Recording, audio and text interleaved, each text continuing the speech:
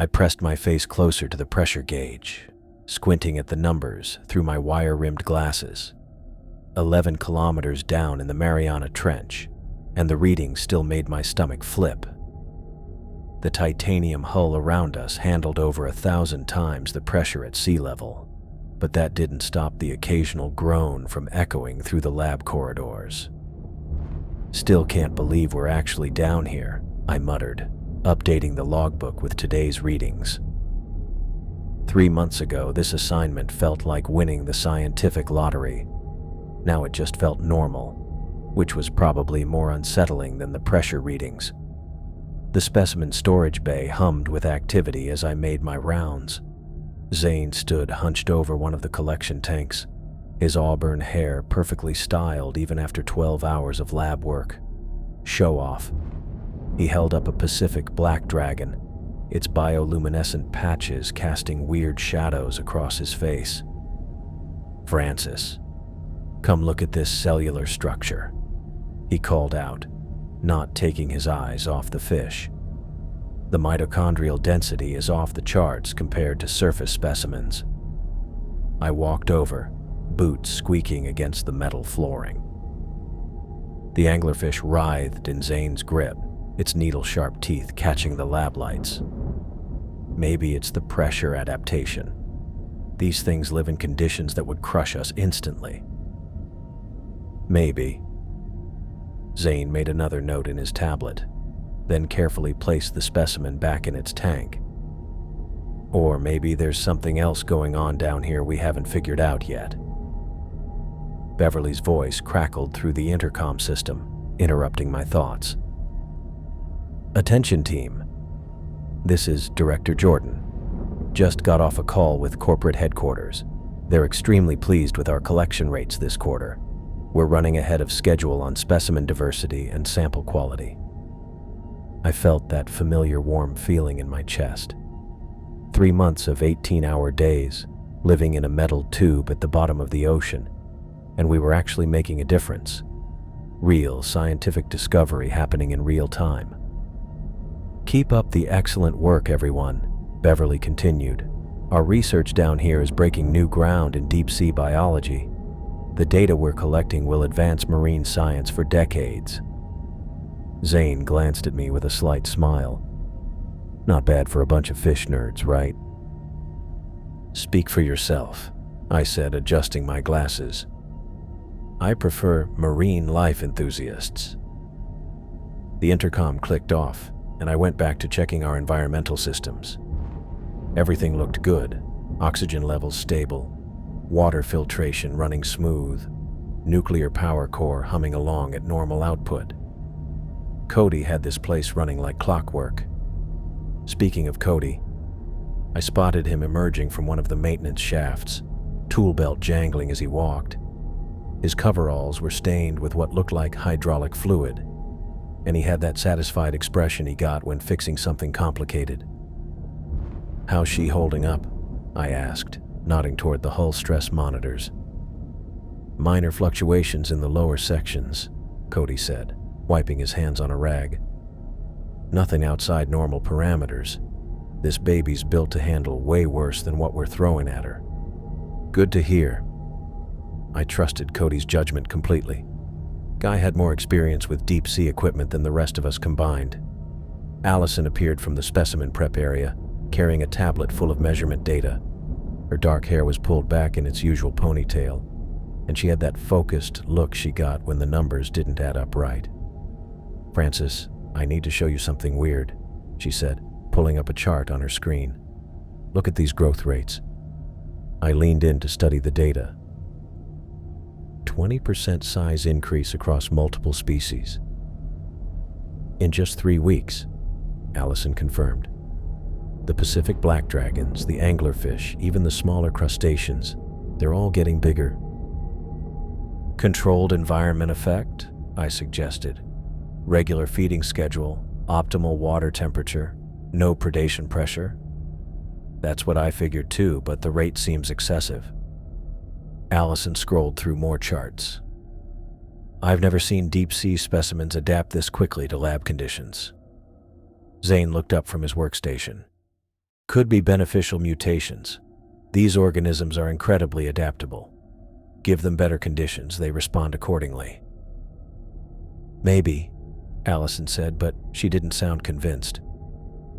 I made a mental note to review the growth data myself later. Allison had an eye for details that the rest of us sometimes missed. If she thought something was off, it probably was. The lab settled into its evening rhythm as the day shift wound down. I loved this time. The quiet hum of equipment, the soft glow of specimen tanks, the sense that we were the only humans for miles in any direction.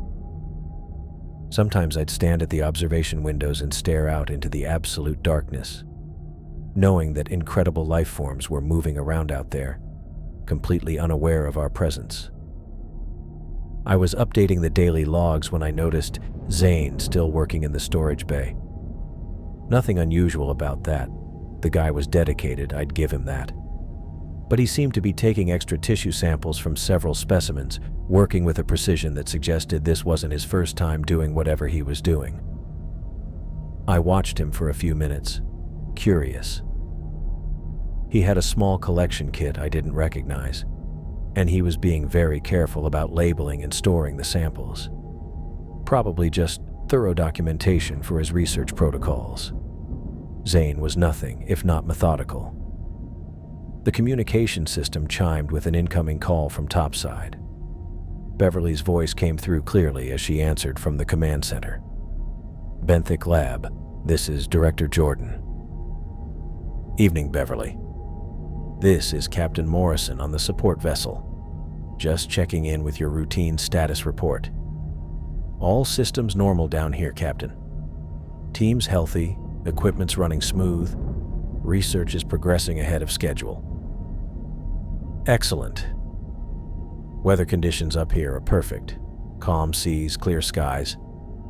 Couldn't ask for better support conditions. Copy that. Anything else we need to know? Negative. Have a good evening down there. The comm clicked off, and I felt that familiar sense of isolation settle over the lab. 11 kilometers of black water between us and the surface world. Sometimes that felt comforting, like we were in our own private research bubble. Other times it felt terrifying. Tonight it felt comforting. I finished my logs and started my evening routine, checking specimen tank temperatures, reviewing tomorrow's collection schedule, making sure all the equipment was secured for the night shift. The lab had a peaceful quality after hours, when most of the team was either sleeping or working quietly at their stations. Zane was still in the storage bay, but I figured he'd wrap up soon. Guy needed sleep just like the rest of us. I settled into my bunk with a marine biology journal, reading about bioluminescent adaptations in deep-sea organisms. The research we were doing down here would probably end up in journals like this someday. Real contributions to human knowledge about Earth's most extreme environments. The hull groaned softly around us, a sound I'd grown used to over the past 3 months. Just the ocean reminding us where we were, 11 kilometers down in the deepest part of the planet. I had no idea that far above us, sonar operators on the support vessel were staring at their screens in confusion, watching a massive object moving through the deep water toward our coordinates. The emergency alarm screamed through the lab like a banshee, cutting right through the peaceful hum of our equipment. I jerked my head up from the specimen logs, my glasses nearly sliding off my nose as the sound bounced off every metal surface around us. "What the hell?" I started, but Beverly's voice over the intercom cut me off. "All hands to stations. Emergency contact from surface team." I dropped my pen and rushed toward the communications bay, my boots clanging against the metal flooring. Beverly was already hunched over the radio console, her burgundy blazer wrinkled from leaning forward, one hand pressed against her earpiece. "Say again, Captain Morrison," she said into the microphone. "You're breaking up."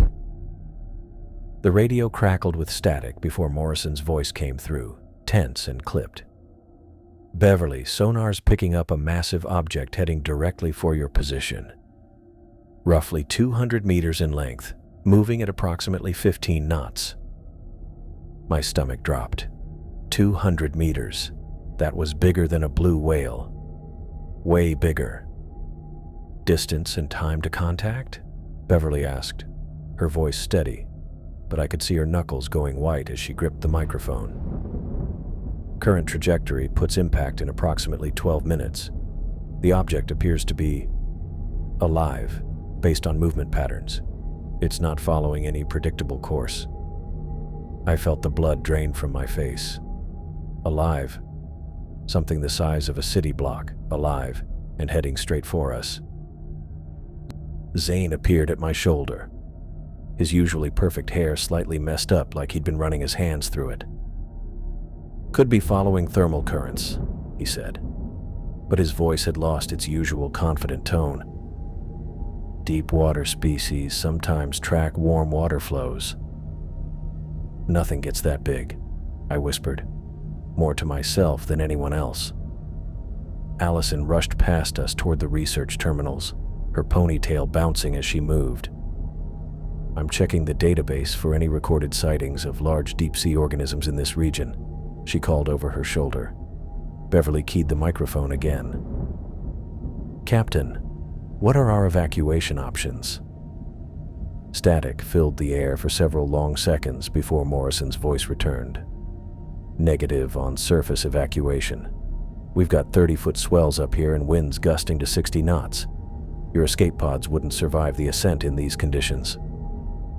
The lab suddenly felt very small. 11 kilometers of crushing black water above us, and something massive approaching from the depths below. Cody! Beverly shouted toward the maintenance section. Emergency protocols now! I heard Cody's voice echo from somewhere in the lower levels. Already on it! Sealing non-essential compartments and bringing backup systems online. The hull around us groaned, a deep metallic sound that made my teeth ache. I'd gotten used to the normal pressure sounds over the past 3 months, but this was different. Heavier. Francis, help me secure the specimen containers, Zane said, already moving toward the storage bay. If this thing hits us, we can't have glass tanks flying around. I followed him, my hands shaking as I started tying down the smaller collection units. The Pacific black dragons swirled in their tanks, their bioluminescent patches flickering more rapidly than usual. Even they could sense something was wrong. 10 minutes to contact, Beverly announced over the intercom. Allison looked up from her terminal, her face pale. Nothing in the database. No recorded sightings of anything even close to this size in the Mariana Trench. The pressure readings on the wall monitors started fluctuating, small changes but enough to notice. Whatever was out there, it was big enough to displace massive amounts of water just by moving. I grabbed a loose tablet and shoved it into a storage compartment, my mind racing. What could survive at these depths and grow to that size? The pressure down here would crush most surface creatures instantly. But something had not only survived, but thrived enough to reach enormous proportions. 8 minutes, Beverly called out. Cody's voice crackled through the comm system. Emergency bulkheads are sealed. Backup power is online. Hull integrity is holding steady. But I'm reading some weird electromagnetic interference. Interference from what? Beverly asked. Unknown. It's like something's messing with our electrical systems from outside. The lab's lights flickered for a second, and I felt my heart skip a beat. Our life support systems ran on that power. Zane finished securing the last of the specimen tanks and moved toward the observation windows. If it's following natural behavior patterns, it might just be passing through. A lot of deep-sea creatures are curious, but not aggressive. At 200 meters long, I said, joining him at the window. That's not curious. That's a living submarine. The external cameras were picking up movement in the water around us. dark shapes shifting in the absolute blackness beyond our lights. I pressed my face against the reinforced glass, trying to make sense of what I was seeing. 6 minutes to contact, Beverly announced, her voice getting tighter. There. Allison pointed at one of the camera feeds. Lower starboard camera. We all crowded around the monitor. Something massive moved past the camera's range, just at the edge of our lights. A wall of flesh that seemed to go on forever, covered in what looked like scars or natural ridges. Jesus. Cody's voice came through the comm. That thing's the size of a football field. The hull groaned again, louder this time. The pressure readings spiked as thousands of tons of water got pushed around by whatever was circling us. 4 minutes, Beverly said into her microphone. Captain Morrison, are you getting this on sonar? Affirmative. The object has slowed its approach, but it's still heading directly for you. We're scrambling emergency response teams, but in these weather conditions. His voice trailed off. We all knew what that meant. If something went wrong down here, we were on our own. I helped Allison secure the last of the loose equipment, my hands trembling as I worked. 3 months of peaceful research, and now this. Whatever was out there had been living in these depths long before we arrived, and we were about to find out how it felt about visitors. 2 minutes to contact, Beverly announced. The lab fell silent except for the hum of life support systems and the occasional groan from the hull. We all stood at our stations waiting. Through the observation windows, the darkness seemed to be moving, shifting, getting closer. 1 minute, Beverly said, then keyed her microphone one final time. Captain Morrison, this is Director Jordan requesting immediate emergency response teams. Unknown contact imminent. If we lose communications... She paused, looking around at all of us. Tell corporate headquarters we maintained research protocols to the end. The radio crackled with Morrison's response, but his words were lost in a sudden, overwhelming sound that filled the lab. Not mechanical, not human. Something alive and very, very large, calling out from the depths around us. The impact hit us like a freight train made of water and fury. 1 second I was standing at the communications console, listening to Beverly coordinate with the surface team. The next, the entire lab lurched sideways with a grinding screech of metal that made my teeth hurt. I went flying into the nearest workstation, my shoulders slamming against the edge hard enough to knock the wind out of me. Emergency lighting flickered on as the main power died, bathing everything in that sick red glow that meant we were officially screwed. The lab had tilted at least 15 degrees, maybe more. Equipment that wasn't bolted down went sliding across the floor in a symphony of crashes and breaking glass. Hull breach in Section 7, Cody's voice echoed from somewhere below us, tight with controlled panic. Water's coming through the airlock seals. I pushed myself up from the floor, my glasses hanging crooked on my face. Through the observation windows, I could see why our world had just turned upside down. The creature was right there, pressed against the reinforced glass like it was trying to peer inside. Its body stretched beyond the range of our external lights, disappearing into the black water on both sides. The thing was covered in scars, deep gouges and ridged patterns that looked like they'd been carved by something with very large, very sharp teeth. Its hide had a texture like ancient leather, and bioluminescent patches along its sides pulsed in slow, hypnotic patterns. The light show was beautiful and terrifying at the same time. Damage reports now, Beverly shouted over the sound of groaning metal. She'd managed to stay on her feet during the impact, one hand gripping the communications console while the other worked the backup systems. Air filtration is holding, Allison called out from the environmental station, but I'm reading pressure drops in the lower sections. I helped Beverly bring the emergency communications online, my hands shaking as I worked the controls. The backup power hummed to life around us, but whole sections of the lab remained dark. Through the hull, I could hear water moving in places where it definitely shouldn't be. "Surface team, this is Benthic Lab," Beverly spoke into the emergency radio. "We've sustained major structural damage, requesting immediate evacuation support." Static filled the air for several long seconds before Morrison's voice crackled through. "Copy that, Beverly. We're reading massive electromagnetic interference from your position. The creature appears to have stopped moving." I looked out the observation windows again. The thing was just floating there, its massive bulk blocking out most of our view of the surrounding water. Those bioluminescent patches kept pulsing, but slower now, almost like it was thinking. "Cody, status report," Beverly called into her headset. "Emergency bulkheads are holding in sections 5 and 6. His voice came back, strained with effort. "But we've got flooding in the specimen storage bay. I'm trying to seal it off before we lose the whole lower level." My stomach dropped. The specimen storage bay. All our research samples were down there, including the creatures we'd been studying for months. If that section flooded completely... "The containers," I said, grabbing Beverly's arm. "All our specimens are in the storage bay." She looked at me with an expression I'd never seen before.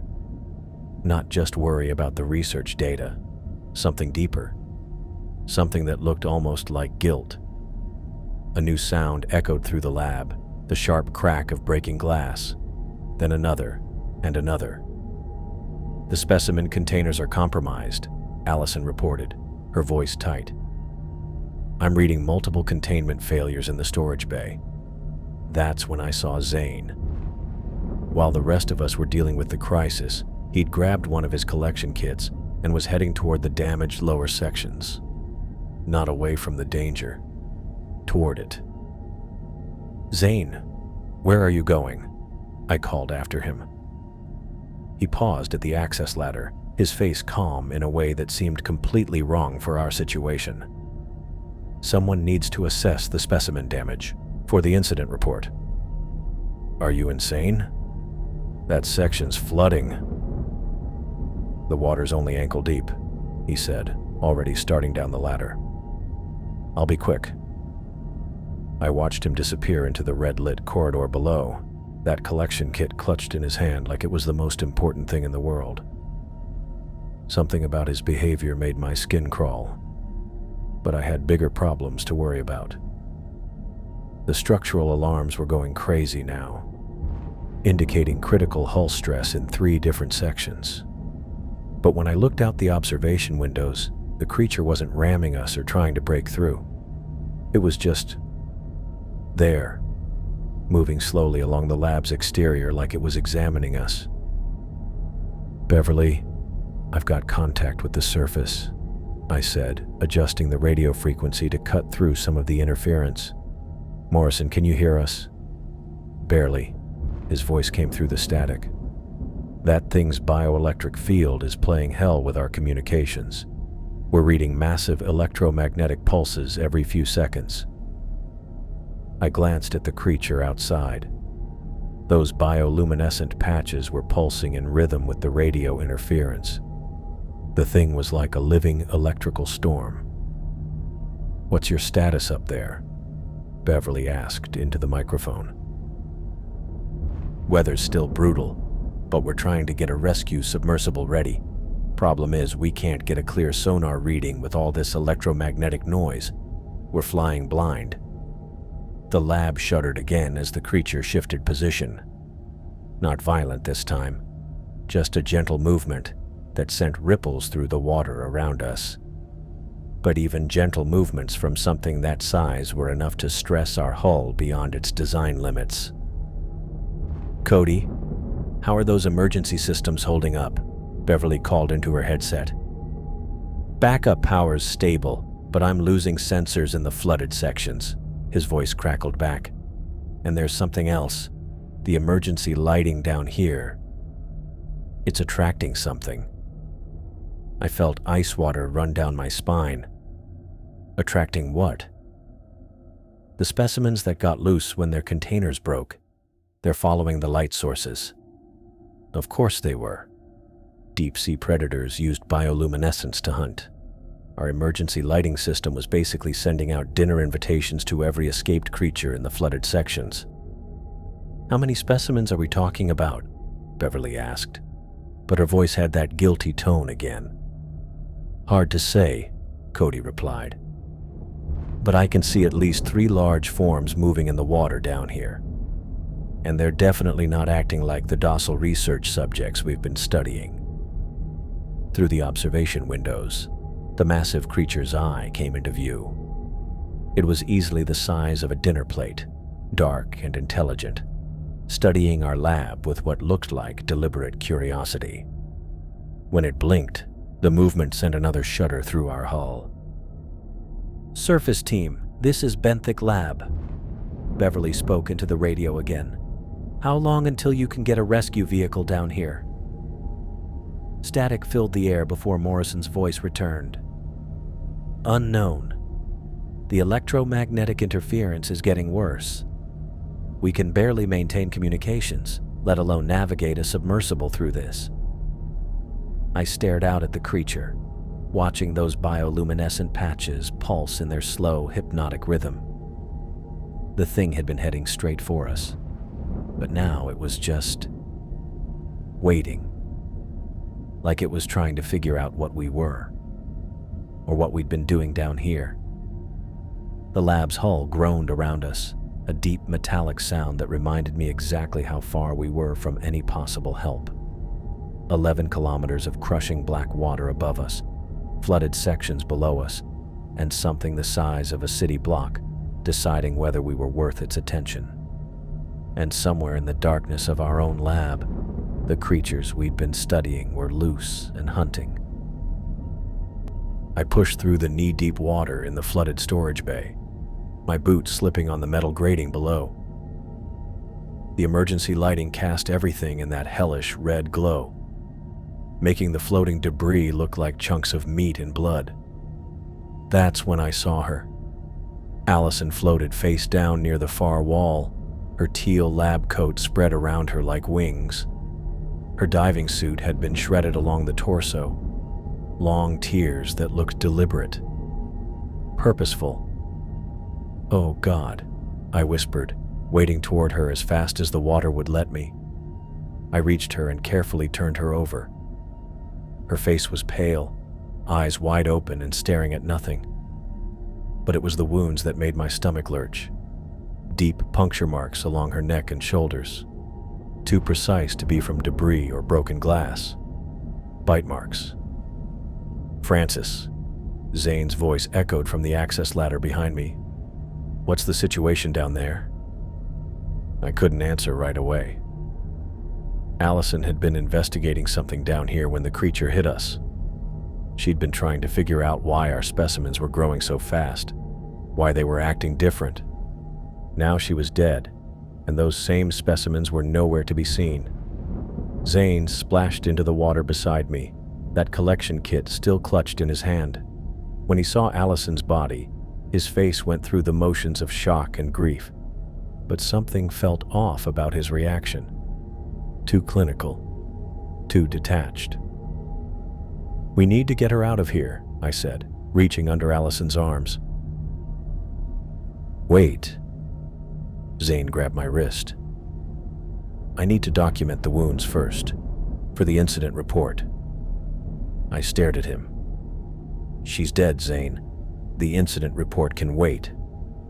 But he was already pulling out some kind of sampling tool, leaning over Allison's torn diving suit with the same focused expression he used when examining specimens. The bite pattern could tell us which creature was responsible. Look at the spacing between these puncture marks. "Are you seriously taking samples from her body right now?" "It's evidence, Francis. We need to understand what we're dealing with." I wanted to punch him. Instead, I helped him lift Allison out of the water, my hands shaking as we carried her toward the access ladder. Her research notebook floated nearby, its waterproof pages still intact. I grabbed it with my free hand. "Beverly, we found Allison," I called into my headset as we reached the ladder.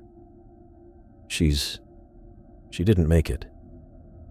Silence for several seconds, then Beverly's voice tight with grief. "Bring her up. We'll seal that section once you're clear."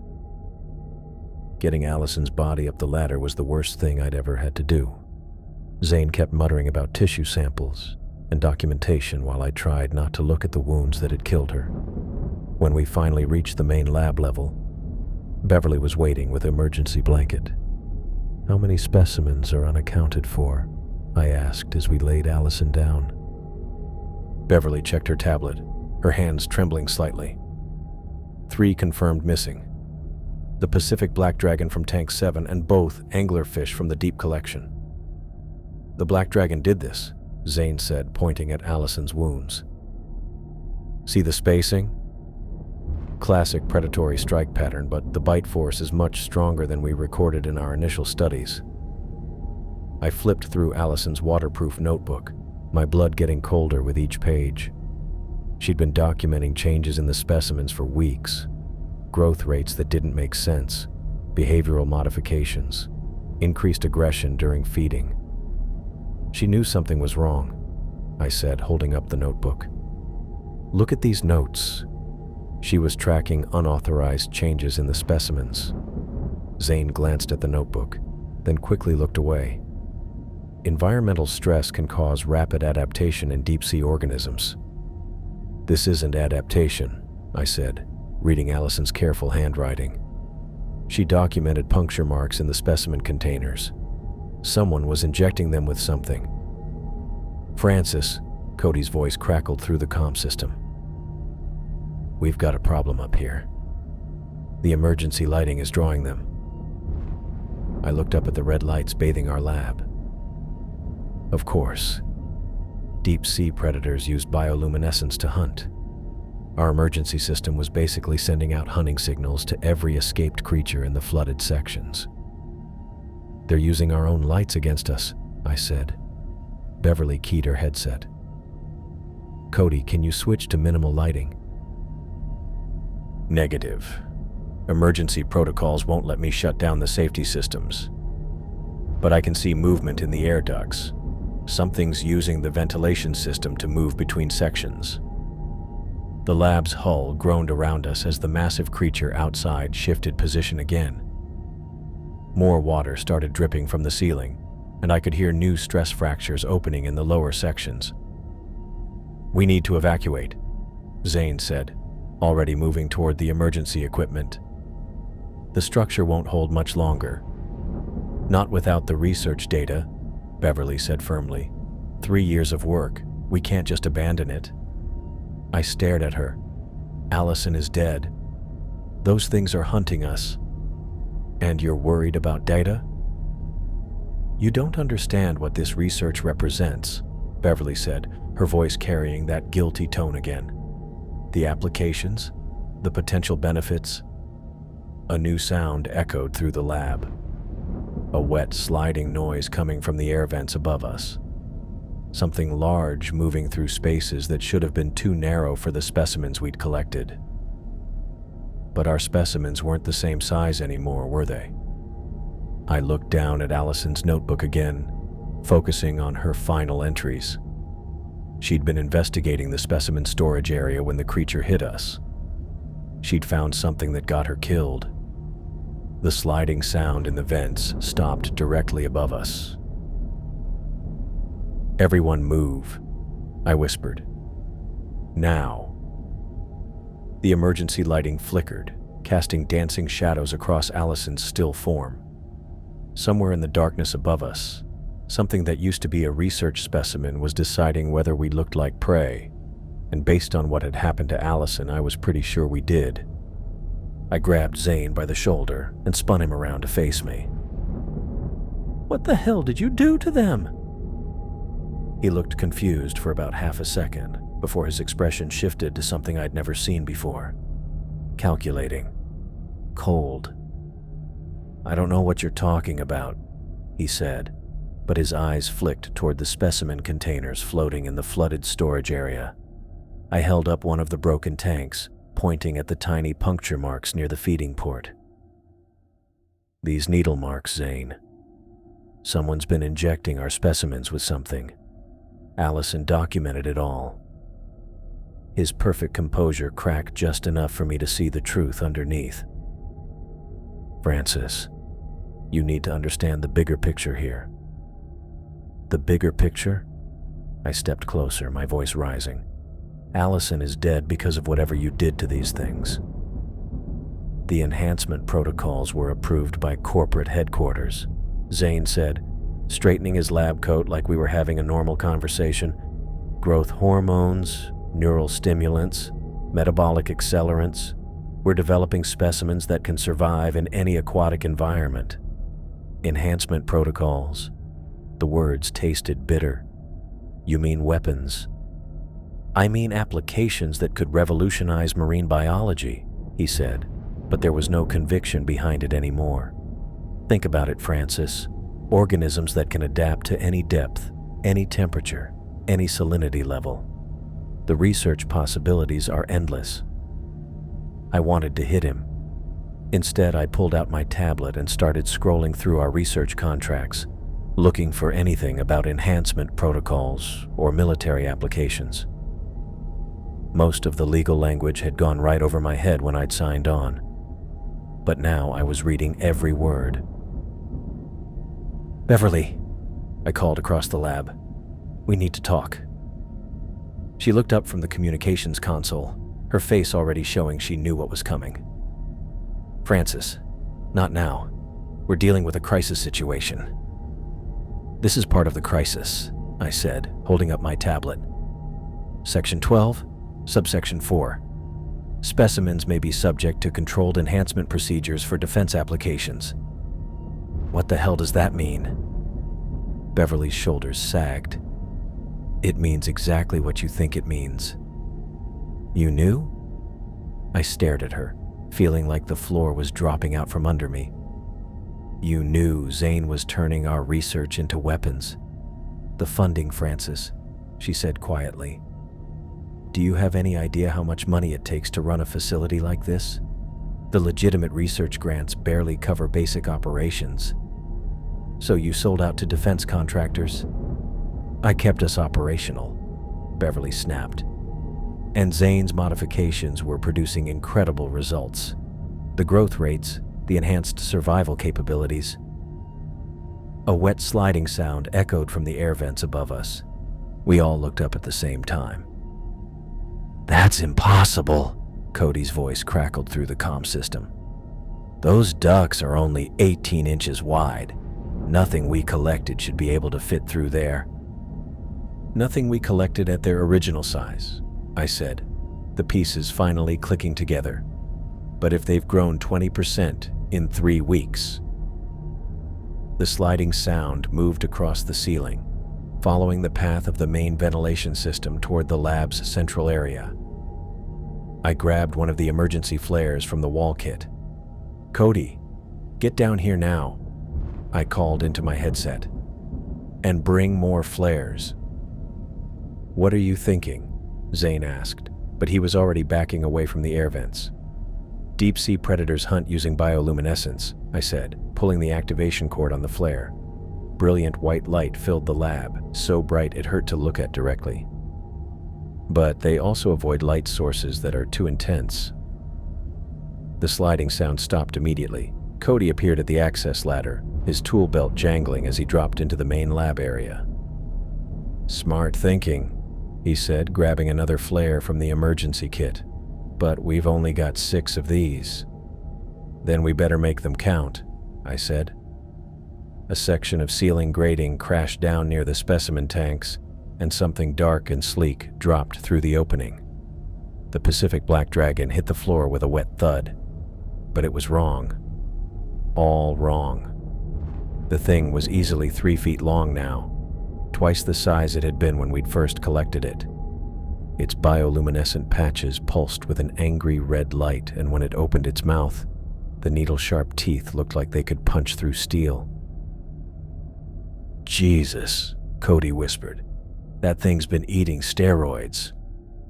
I held the flare toward the creature, and it recoiled from the bright light, hissing like an angry cat, but it didn't retreat.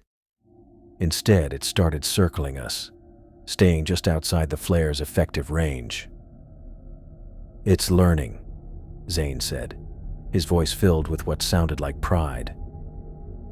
The neural stimulants enhanced its cognitive function along with its physical capabilities. "Shut up," I said, keeping the flare between us and the black dragon. "Cody, can you get to the power controls?" "Maybe, but I'll have to cross open floor to reach the main panel." That's when the second ceiling grate gave way. 2 anglerfish dropped through, their grotesquely enlarged lures casting eerie shadows across the lab walls. They'd grown even more than the black dragon, their bodies swollen to the size of small sharks. The bioluminescent lures on their heads pulsed in sync with each other, like they were communicating. "They're coordinating," Beverly said, her voice barely above a whisper. "That's not normal behavior for deep-sea predators." "Nothing about this is normal," I said, lighting a second flare. "Cody, go. We'll keep them busy." Cody sprinted toward the power controls while I waved the flares at the 3 enhanced specimens. They stayed back, but barely. The black dragon kept testing the edges of the light, darting forward and retreating when the flare got too close. "Beverly," I called over my shoulder. "How long have you known about this?" 6 weeks, she admitted. Zane showed me the preliminary results. The growth rates, the enhanced survival capabilities. Corporate was offering triple funding for continued development. Triple funding for weapons research. For applications that could save lives, she said. But even she didn't sound convinced anymore. Search and rescue operations, environmental cleanup, deep-sea exploration. One of the anglerfish lunged forward, and I barely got the flare up in time to drive it back. The heat from the burning magnesium was starting to make my hands sweat inside the protective glove. "Got it," Cody shouted from the power controls. Partial power restored to sections 3 and 4. Emergency lighting flickered on throughout the lab, but it was the wrong kind of light.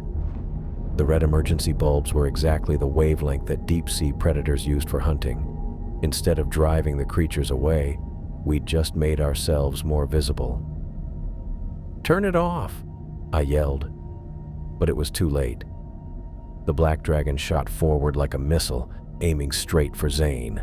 He tried to dodge, but the thing was faster than anything that size should have been. Enhanced reflexes, enhanced speed, enhanced everything. Zane screamed as the creature's teeth sank into his forearm. But instead of letting go, the black dragon held on, pumping venom into his bloodstream. Venom that had been enhanced along with everything else. "Get it off him," Beverly shouted. I jabbed the flare at the creature's head, and it finally released Zane's arm. But the damage was done. Dark veins were already spreading up from the bite wound, and Zane's face had gone pale. "The toxin," he gasped, staring at his arm in fascination even as it started to swell. The enhancement process increased the potency by at least 300%. "Zane, sit down," I said, but he was already collapsing. The black dragon disappeared back into the air vents, leaving us with Zane writhing on the floor as the enhanced venom worked through his system. His arm was turning black, the tissue literally rotting as we watched. "Do something," Beverly said. But there was nothing to do. Zane had created something that was too efficient, too deadly. His own enhanced specimen was killing him with toxins he'd designed to be unstoppable. "The irony," Zane whispered, his voice already slurring as the venom reached his nervous system. "My greatest achievement." He convulsed once, then went still. I looked down at the man who'd been my colleague for 3 months, who'd shared coffee and complained about the food, and talked about the wonders of deep-sea biology. Now he was dead, killed by his own creation. Outside the observation windows, the massive creature's bioluminescent patches pulsed in slow, steady rhythms. I was starting to understand why it had come here. Not random chance, not curiosity. It was following the signals from Zane's enhanced specimens, signals that didn't belong in the deep ocean. "Beverly," I said quietly, "that thing out there, it's not attacking us." She looked up from Zane's body. "What do you mean?" "It's trying to contain them. The enhanced specimens. It knows they don't belong here." The lab shuddered as the creature moved closer to our hull, its massive bulk blocking out what little light filtered down from the surface. But for the first time since this nightmare started, I didn't feel like we were being hunted. I felt like something was trying to help us clean up our own mess. I stared at Beverly as her words sank in. "Weapons? You're telling me we've been building underwater weapons?" She couldn't meet my eyes. The benthic lab was never about pure research, Francis. The whole facility was designed to develop aquatic bioweapons, creatures that could infiltrate any marine environment, survive in any conditions. My hands were shaking as I pulled up our research contracts on the tablet, scrolling past all the scientific jargon I'd been so excited to sign. There it was, buried in subsection after subsection: military applications, defense contractors, weapons development protocols. "I never read the fine print," I whispered. "I was so thrilled to be here. I just signed everything." "None of us read it carefully," Beverly said. "They made sure of that." The lab shuddered around us as the massive creature shifted position outside.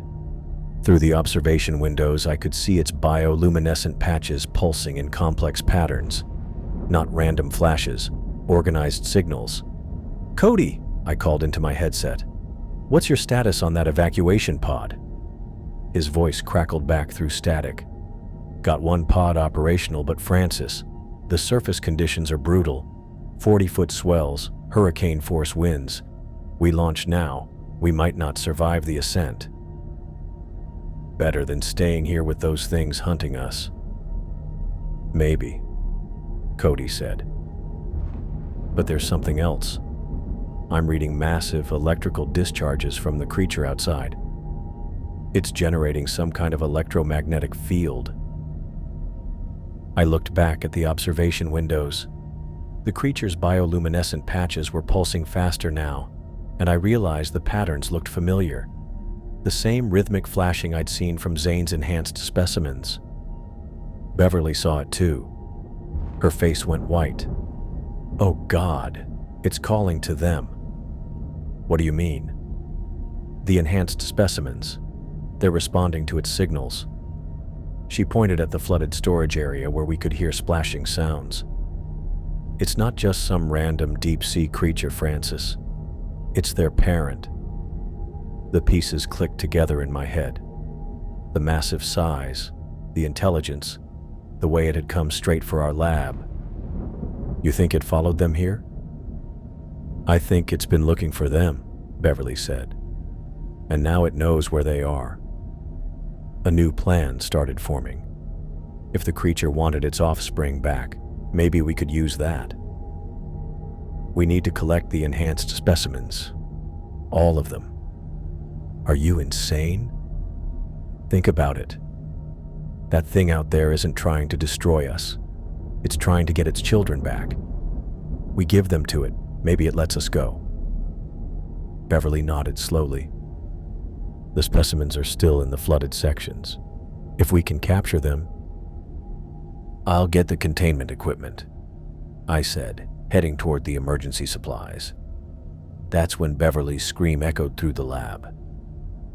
I spun around to see the black dragon dropping from an air vent directly above the communications console. Beverly tried to dodge, but the enhanced creature was too fast. Its needle-sharp teeth sank into her shoulder, and I could see the dark venom pumping into her bloodstream. "Beverly!" I grabbed another flare and rushed toward her. but the black dragon had already disappeared back into the ventilation system. She was on the floor, convulsing as the enhanced toxins spread through her nervous system. The same black veins that had killed Zane were already creeping up her neck. "Francis," she gasped, her voice slurring. "The research data. You have to destroy it, all of it. Save your strength. We'll get you medical attention on the surface." "No." Her eyes were losing focus. "The applications, the enhancement protocols. If this technology gets out..." She convulsed once more, then went still. I knelt beside her body, feeling the weight of everything that had gone wrong. 3 months of what I'd thought was legitimate research, and it had all been a lie. We'd been creating monsters, and now those monsters were killing us one by one. "Francis," Cody's voice came through my headset. I heard screaming. "What's your status?" "Beverly's dead," I said quietly. "The black dragon got her." Silence for several seconds. Then, "I'm sorry, man, but we need to move. I've got the pod ready, and I'm reading some weird changes in that creature's behavior." I looked out the observation windows. The massive creature was moving differently now, its bioluminescent patches flashing in rapid, urgent patterns, like it was agitated about something. "Cody, you said it's been generating electrical fields?" "Yeah, massive ones. But here's the thing. I've been monitoring our site for 3 months, and this area's been unusually quiet. No major predators, no territorial disputes. Almost like something's been keeping the really dangerous stuff away from us." The realization hit me like a physical blow. "It's been protecting us." "What?" "That creature. It's been keeping other predators away from our lab. That's why our research site has been so peaceful." I stared at the massive form outside our windows. It's been guarding this area. Guarding it from what? I thought about the enhanced specimens loose in our lab, the weapons technology we'd developed, the toxins that could kill in seconds. From us. From what we've been creating down here. The creature's bioluminescent patches pulsed brighter, and I could feel the electromagnetic interference increasing. It knew its offspring were in danger, trapped in a facility that had turned them into weapons. "Cody, we have a choice to make," I said into my headset. "We can take that pod to the surface and save ourselves, or we can make sure this weapons technology never sees daylight. What are you thinking?" I looked around the lab at all our research equipment, the specimen containers, the data servers full of enhancement protocols, everything that could be used to create more creatures, like the ones that had killed my colleagues. I'm thinking maybe it's time to clean up our own mess. The creature outside pulsed with electricity, waiting to see what we would choose. And for the first time since this nightmare started, I knew exactly what I had to do. I stared at the research servers humming quietly in the corner of the lab, their drives packed with 3 months of enhancement protocols and weapons development data.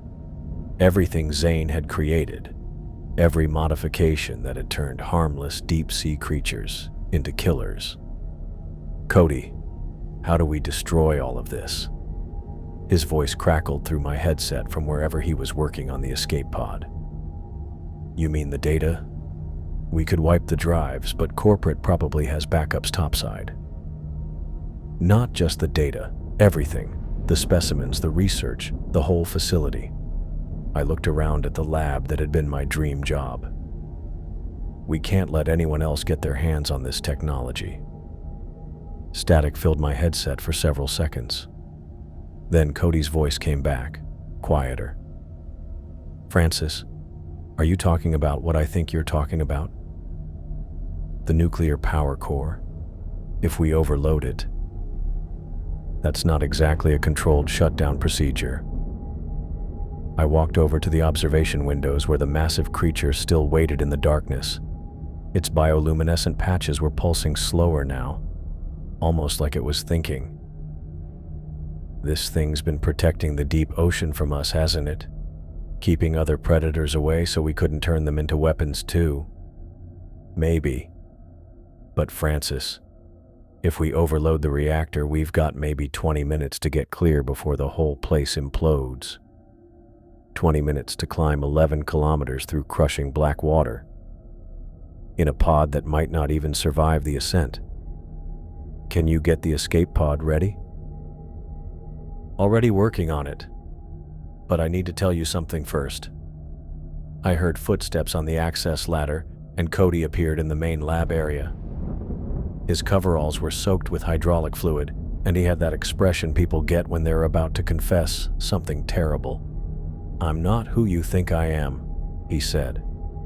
My stomach dropped. "What do you mean?" "I work for Meridian Industries. They sent me here to document what was really happening at the Benthic lab." He pulled a small recording device from his tool belt. "Corporate espionage. I've been recording everything for 3 months." I stared at him, feeling like the floor was dissolving under my feet. "You're a spy." "I'm a whistleblower," Cody said. "Meridian suspected illegal bioweapons development, but they needed proof. Evidence that would hold up in international court. So you've been lying to us this whole time." "I've been doing my job." "But Francis, after seeing what happened to Allison and the others," he looked down at his hands. "Some things are more important than corporate contracts." The lab shuddered around us as the creature outside shifted position. Through the windows, I could see it moving away from our hull, like it sensed what we were planning. "It knows," I whispered. "What?" "The creature. It knows we're going to destroy the lab." I watched the massive form retreat into the darkness. "It's getting clear of the blast radius." Cody nodded grimly. "Then we better move fast. The reactor controls are in Section 4, but I'll need to manually override about 6 different safety systems." "How long?" 15 minutes if everything goes right. Longer if the enhanced specimens decide to interfere." I grabbed the remaining emergency flares from the wall kit. "I'll keep them busy. You get that reactor overloaded." We split up, Cody heading toward the power core while I made my way through the lab with flares ready. The emergency lighting cast everything in that hellish red glow, and I could hear wet sliding sounds from the air vents above. The black dragon was still up there somewhere, along with whatever was left of the anglerfish. Enhanced predators with toxins that could kill in seconds, loose in a facility that was about to become a nuclear bomb. "Reactor access achieved." Cody's voice came through my headset. "Beginning override sequence." I lit a flare and held it high, scanning the ceiling for movement. "How long do we have once you start the overload?" 22 minutes until critical failure. But Francis, there's something else you need to know." "What now?" "The recording device I've been carrying. It's got everything. Zane's enhancement protocols, Beverly's conversations with corporate, the whole weapons development program. If we make it to the surface, this evidence could shut down bioweapons research permanently." A section of ceiling grating crashed down near the specimen tanks. The black dragon dropped through, its enhanced body gleaming in the flare light. But instead of attacking, it seemed confused, disoriented, like it was responding to signals from the creature outside. "Override sequence initiated," Cody announced. "We've got 20 minutes." The black dragon's bioluminescent patches started flashing in rapid patterns, and I realized it was trying to communicate with something. Its parent, maybe. The massive creature that had been protecting this area for who knows how long. "Cody, the escape pod. Is it ready?" "Ready as it's going to be." "But Francis, the ascent's going to take 18 hours minimum. That's a long time to think about what we've done down here. 18 hours to process the fact that my entire career had been built on weapons development." that every specimen I'd studied, every data point I'd collected, had been used to create killers. The lab's hull groaned as pressure systems began failing. Emergency alarms started blaring as the reactor moved toward critical overload. In the distance, I could see the massive creature's bioluminescent patches pulsing one final time before it disappeared into the absolute darkness of the deep ocean. "Pods ready!" Cody shouted over the alarms. "We need to go now!" I took one last look around the lab that had been my dream job. The specimen tanks, the research equipment, the data servers full of enhancement protocols. In 20 minutes, it would all be gone, vaporized in a nuclear implosion that would make sure this technology never saw daylight. "Francis," Cody was already at the pod access hatch. "Move." I ran toward the escape pod, leaving behind 3 months of what I'd thought was legitimate research. Behind me, the reactor alarms grew louder as the power core moved toward critical failure. The massive creature was out there somewhere in the darkness, probably heading back to the deepest trenches where humans couldn't follow, where it could continue protecting undiscovered life from people like us. I sealed the pod hatch behind me as Cody initiated the ascent sequence. 18 hours to the surface. 18 hours to figure out how to live with what we'd learned down here. The pod shuddered as we began our long climb toward daylight, leaving behind the wreckage of everything I'd believed about scientific research. But maybe that was okay. Maybe some discoveries were too dangerous to make. Maybe some secrets were meant to stay buried in the deep.